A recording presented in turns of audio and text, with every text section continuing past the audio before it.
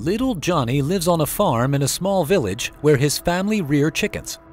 Each morning he wakes and heads down to the chicken house and feeds the chickens. One day, when little Johnny wakes up to feed the chickens, he is surprised to see that the chickens are much bigger in size. Little Johnny runs out of the chicken house and is surprised to see several trucks parked outside the farm and several farm workers loading the chickens into the truck. Little Johnny stands there, shocked. He soon realizes that he is in the year 2022 and that he had somehow traveled 70 years into the future, where the average size of a chicken is far bigger than what it used to be. The average size of a chicken 70 years ago was 900 grams, but today that size has actually grown to about 4,500 grams. While this might seem like an advancement, it actually isn't. You might say that the increase in size is an indicator that chickens have evolved to be bigger, or maybe science has found better chicken feeds, which is responsible for their increase in size. But the story is not as simple as it seems. Yes, chickens are getting bigger in size, but it isn't because of natural evolution. So what is the real reason behind chickens getting bigger each year? Well, if you want to know the real reason behind this, then you should watch this video to the end.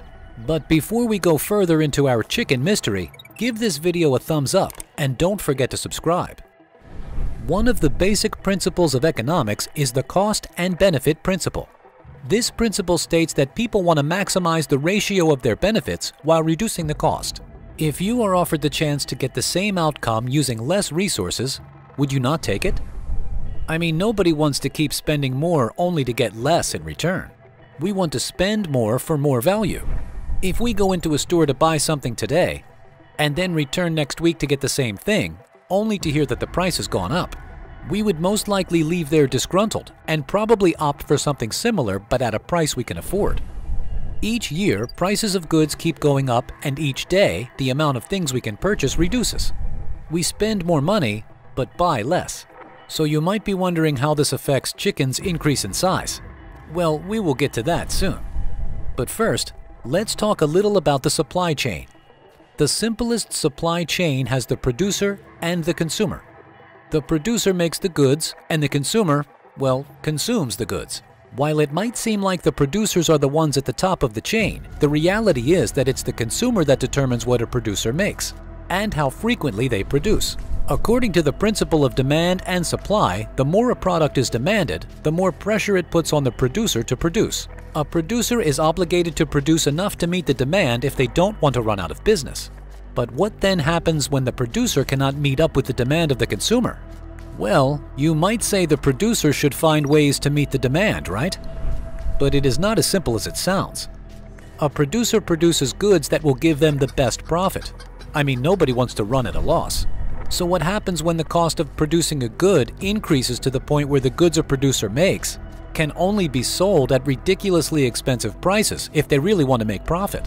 Well, in some cases, where what the producer produces are luxury goods, he might be able to make their profit. But what will happen when what the producer makes are everyday perishable items like, say, chicken? In the United States, about 860 billion chickens are produced and consumed annually. This is an insanely large number. Let me put it into context. In the 1960s, the average number of chickens consumed in a year was about 250 to 300 tons. So now we are consuming 4 times what was consumed 60 years ago. This is a large increase if you think about it. And it's not as if chickens fall from the sky or something. So I'm sure you're wondering how the producers meet this insane demand for chicken each year. We will get to that soon. For now, let us go back to little Johnny. So little Johnny is now in shock because everything looks different. I mean, can you blame him? He traveled 60 years in time, but that's the least shocking thing.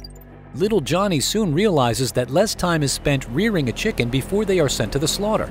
He discovers that the chickens sold to the slaughterhouse are about just 7 weeks old. You might be wondering, okay, why is little Johnny shocked? Well, from the period where little Johnny came from, it takes about 3 months and about 12 pounds of chicken feed for a chicken to reach a size where it could be sold in the market. And that was 2.5 pounds in size. But now, all it takes is just 7 weeks and less amount of feed to reach for a chicken to reach 6.5 pounds in size. Crazy, right? Little Johnny also discovers something else, that the chickens, compared to the chickens in the 1940s, were whiter in color, and their necks were so big they could barely walk or even stand. Little Johnny comes to the conclusion that something sinister is going on, and he isn't wrong. Let's talk a little about corporations. We see them everywhere. They make things go round in the world today. Usually, corporations are built with the main aim of making profit, even if this profit comes from using unethical means. So with the increasing demand for chicken meat, producers realized that they would not be able to meet up with the demand of the consumers if they stuck to the old methods of waiting for the chicken to reach 3 months before they were sold off. So they had to devise a new method. The first method was to try to get the chickens to mature faster. So many farmers began feeding the chicken with as much food as possible from the moment when they hatched. This was an insane thing to do, overfeeding those poor chickens, but these farmers wanted to meet demand. This method worked, and for a while it seemed like that was the solution. So more farmers kept feeding their chicken with more and more food until inflation hit, and the price of chicken feed increased. Soon, these farmers realized they could not afford to feed their chickens with that much food any longer. But the demand for chicken did not reduce, as consumers still wanted their chickens. Some farmers still continued feeding the chicken with more food with the hopes of tapping into the continued demand, but they soon realized it was a bad idea. Spending more money on chicken feed and selling the chicken at the same price was a bad business idea. And due to the fall in purchasing power, the farmers could not increase the price of their chickens because then nobody would buy it, so their hands were tied. Another idea soon came to mind. They figured that if they spent less time and less animal feed in rearing a chicken, they would be able to meet up with the demands while also maximizing their profits. This simply means that they needed the chickens to mature faster if they wanted to make profits. Large corporations who needed the chickens supplied from the farms to meet their market goals teamed up with the scientists to figure out a way to make these chickens grow faster in a cost-efficient way. They began the genetic selection of chicken breeds that could grow to large sizes in a short amount of time.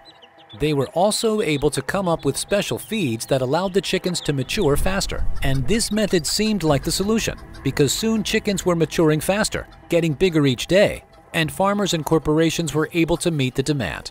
Consumers could once again go to the grocery store and pick a large pack of chicken for an amount that wouldn't break their bank. And for a while, it seemed like everyone had won. But this win came at a price. The first is the ethics involved in rearing such a large amount of chickens. Most of these farms that produce these fast-maturing chickens at a really fast rate keep them in an unusually cramped space.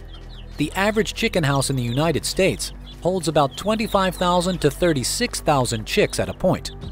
These chickens are not given the avenue to run around, perch, peck, and scratch the dirt. That's sad if you think about it. But that's not all. Due to the unusually large size of these chickens, the weight is put on the legs, and this causes most of these chickens to be under a lot of pain. But that's not the only thing. These faster maturing chickens have lower nutrient levels compared to the slow maturing ones, and are not as tasty. What this means is that this present generation is eating cheaper and larger but bad tasting chicken compared to past generations. And that's not all. We also don't get enough nutrients from these chickens. So the cost of having a large chicken on your plate is poor taste and reduced nutritional value. But despite these cutting of corners to increase supply, the demand is still far ahead of the supply, as most farmers still struggle to meet up with the demand. For instance, your favorite chicken stores, such as KFC and Wingstop, report being unable to get enough chicken supplies to meet the demand, and it doesn't seem like the demand would be met anytime soon. So what is the solution to this? Well, all hope isn't lost. A group of scientists believe that the way out of this will be a change in consumer behavior. They recommend that as consumers, we become content with having smaller meat from smaller but ethically bred and healthy chickens on their plates at the same price of the larger, unhealthy ones. It's the little price we have to pay. But that might mean that chicken would soon become something like a luxury, as not everyone will be able to afford the healthy, smaller chickens. Do you think this will happen? Share your thoughts with me in the comment section, and don't forget to hit the like button. And don't forget to share either.